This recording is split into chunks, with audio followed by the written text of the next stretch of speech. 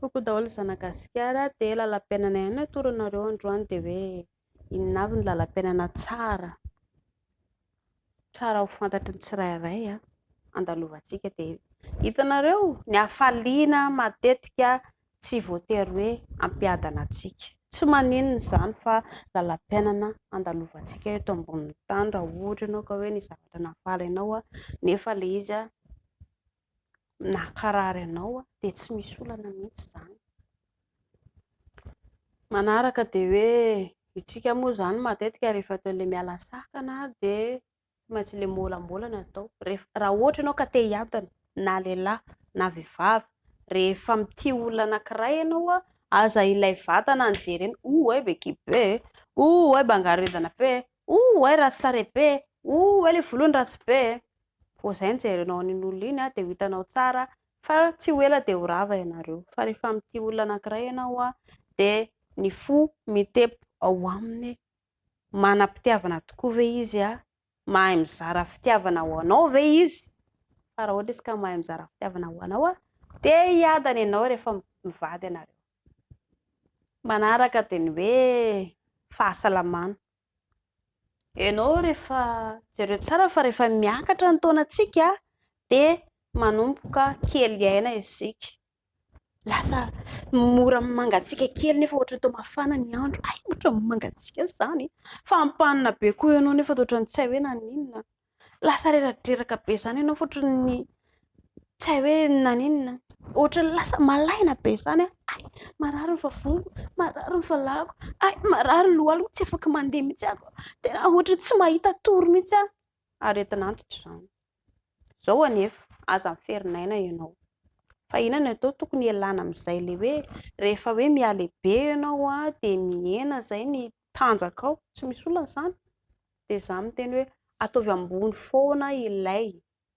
Aza mijery zavatra negativa fa mitavy ny pozitiva. Rehefa manao zavatra ianao dia ilay tombontsoa jerena fa tsy ilay hoe atao amin'ilay latsaka ato anaty lavaka. Ambony foana izany moralinao satria ianao raha miferinaina lava eo tsy ho tafavoaka amin'ny fiainana. Raha fanina ianao dia ny tsara zavatra nataonao androany sao dia niary tory, sao dia niady taman'olona, sao dia be kizitina, sao dia milongolongy, be adi-tsaina. Fanina ianao izany. Tsy ampy sakafo, fanina ianao izany. Hitanareo izany sakafo hohanintsika tokoa dia mila reglena tsara. Amin'izay izany indrindra moa rehefa miakatra ny taona ary mbola tsy reraka manoro ny tsirairay ilay kotrana.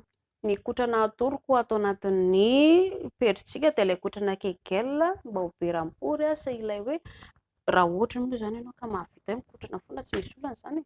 Fa ilay kotrana tsara izany raha tokony ho izy mba 5-10 minitra ianao isa-maraina mikotrana kely. Raha ohatra moa izany ianareo ka hoe te hanena-kibo raha ngeza loatra satria ianao koa raha vao ngeza loatra voan'ny diabeta tsy sitrany fanafody. Fa raha te hanena vatana ianao dia mandeha makany amin'ny salle de sport ilay fanaovana gym manaraka torohevitra dia mihena ny tafy. Ny loza manaraka koa dia ny hoe hitanao nizaniza olona eo anoloanao dia ireny tsy maintsy miala daholo ireny. Inona izany tokony ataonao? Mianary ianao mipetraka irery, mankafy tenanao irery. Raha manambady moa izany ianao, ino manambady ianao? Fa io vadinao io tsy maintsy andeha hampirafy, io vadinao io koa tsy maintsy andeha mety rehefa leo izy tsy maintsy andeha handositra. Nisy zanakao rehefa lehibe tsy maintsy andeha hanambady. Ianao irery sisa ny antitra eto amin'ny fiainanao. Itanao izany? Ankafizo ny tenanao izany. Tsy reraka foana aho ny tenanareo, ankafizo ny tenanao. Manaraka dia eto amin'ilay mameatoky.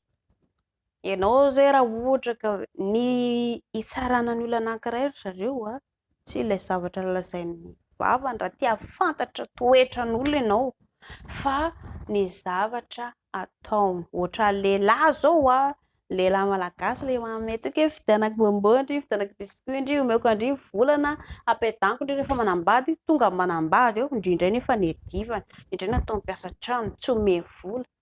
Itanareo izany? Aza matokitoky olona ianao. Ary raha te fantatra olona tokoa ianao dia mila mifanerasera aminazy farafaratsiny mba hoe 3 volana. Fantatrao amin'izay ny toetrany, ohatry ny ahoana izy rehefa tezitra, ohatry ny ahoana izy rehefa faly, ohatry ny ahoana izy rehefa malahelo. Eo ianao no alalanao ny toetrany. Fa raha olona hoe mbola tsy hitanao vakana fanerasera taminao tsy afaka tsarainao izany mihitsy ny toetrany olona iny. Ary ny zavatra farany tsy maintsy andalovantsika dia hitanareo ilay hoe fahafatesana ny tambon'ny ota, tsy maintsy ho faty daholo isika mianakavy.